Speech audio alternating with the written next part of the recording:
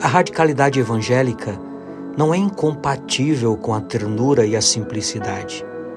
Pelo contrário, é justamente na pequenez que se revela a grandeza do amor de Deus.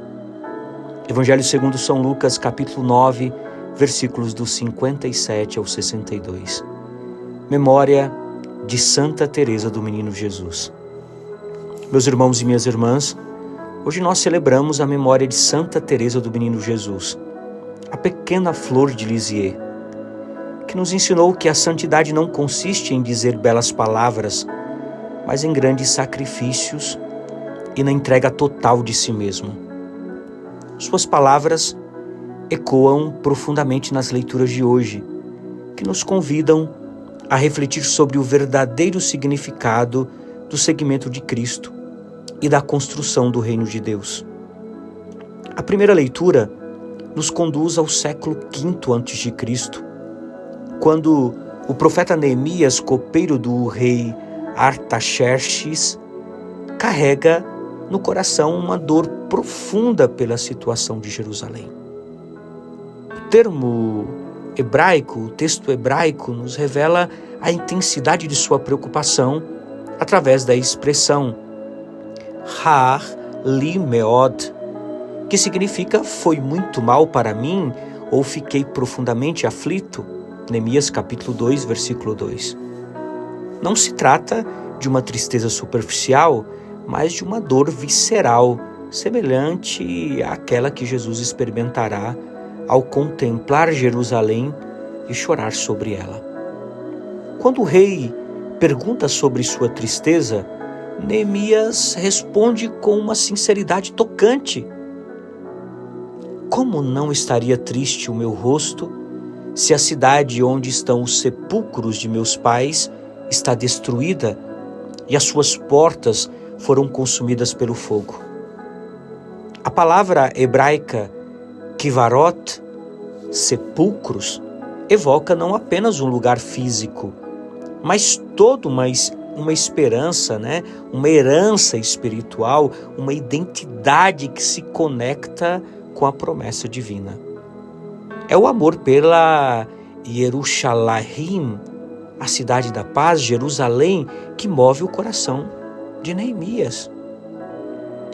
Observe que aquele que ama verdadeiramente a Deus não pode permanecer indiferente à desolação de sua casa.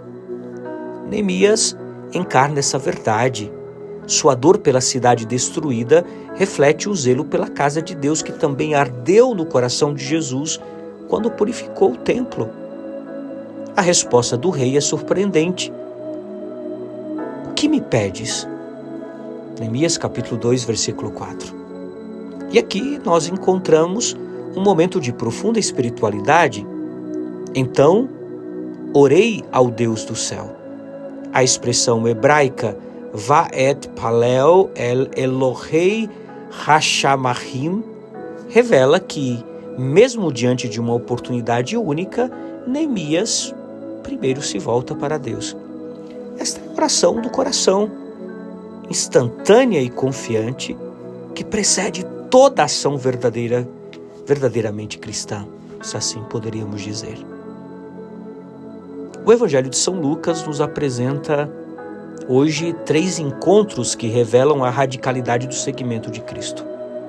Cada um deles é como uma catequese, uma mensagem sobre o despojamento necessário para quem deseja ser discípulo.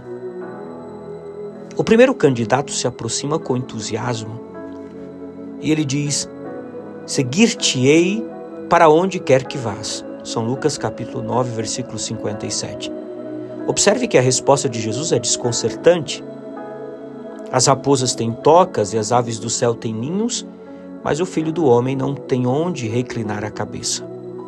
A palavra grega kataklino, reclinar, sugere não apenas um lugar físico de descanso, mas um estado de segurança e estabilidade. Quer dizer, Jesus está dizendo, o Filho do Homem não tem lugar de segurança e estabilidade. Jesus nos ensina que o seguimento autêntico exige o despojamento de toda segurança terrena. Santo Agostinho, em um de seus comentários sobre São Lucas, observa: Cristo não tinha onde reclinar a cabeça para que tu tivesses muitos lugares no céu.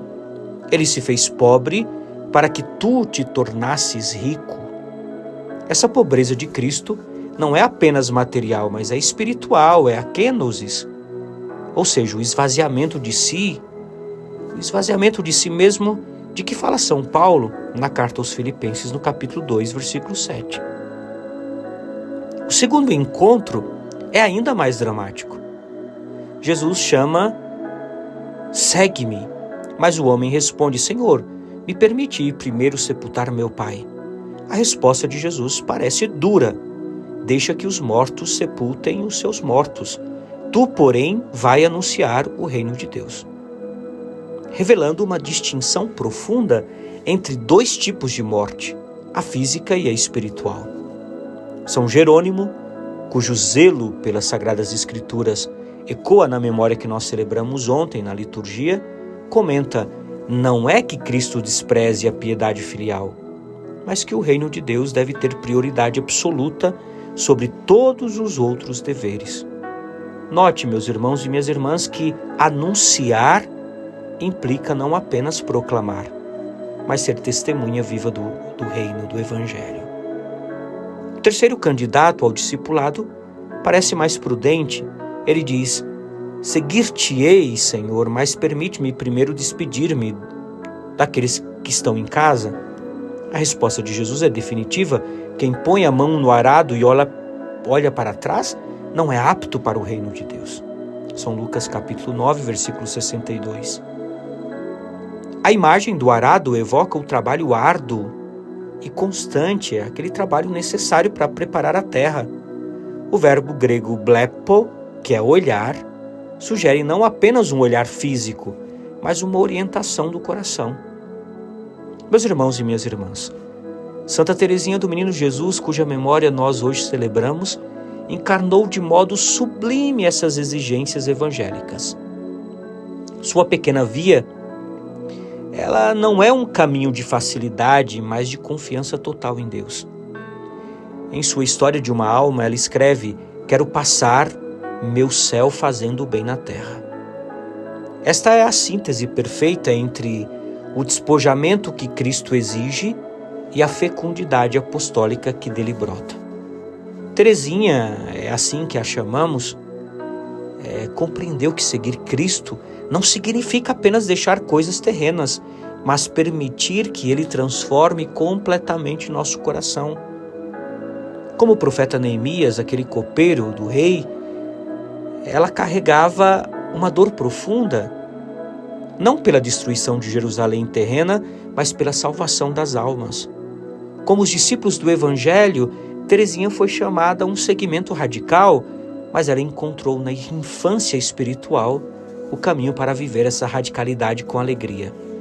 O magistério da Santa Igreja, na Constituição Lumen Gentium, nos ensina que todos os fiéis cristãos, de qualquer estado ou ordem, são chamados à plenitude da vida cristã. Quer dizer, a perfeita caridade, a perfeição da caridade, a vida de santidade, essa vocação universal à santidade, encontra em Neemias e nos candidatos ao discipulado, que o Evangelho hoje nos apresenta, um espelho para a nossa jornada. Neemias nos ensina que o amor pela casa de Deus deve mover-nos à ação concreta. Não basta se lamentar diante da destruição. É preciso pedir a Deus as ferramentas necessárias para a reconstrução. Jesus, por sua vez, nos ensina que essa reconstrução exige de nós um despojamento radical.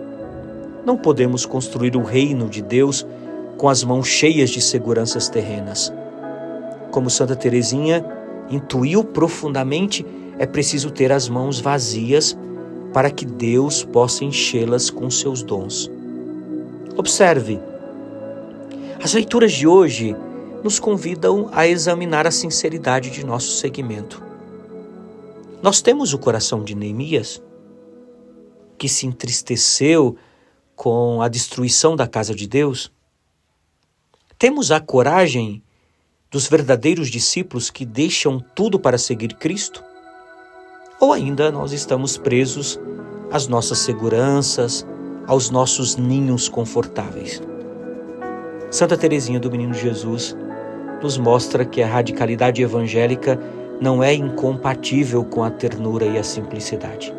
Pelo contrário, é justamente na pequenez que se revela a grandeza do amor de Deus. Como ela escreveu: permanecerei pequena para que Jesus se abaixe até a mim e me transforme em vítima de amor.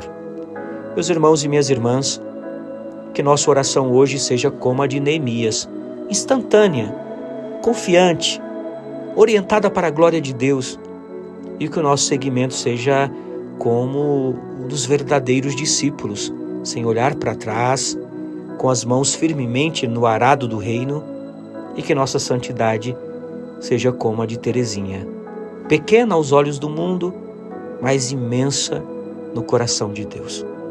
Que o Senhor nos conceda a graça de ter um coração indiviso, capaz de amar sem reservas e de servir sem condições. Uma santa e abençoada quarta-feira para você e sua família. E que pela intercessão de Santa Teresinha do Menino Jesus, o Deus Todo-Poderoso te abençoe e te guarde, Ele que é Pai, Filho e Espírito Santo. Amém. Paz e misericórdia.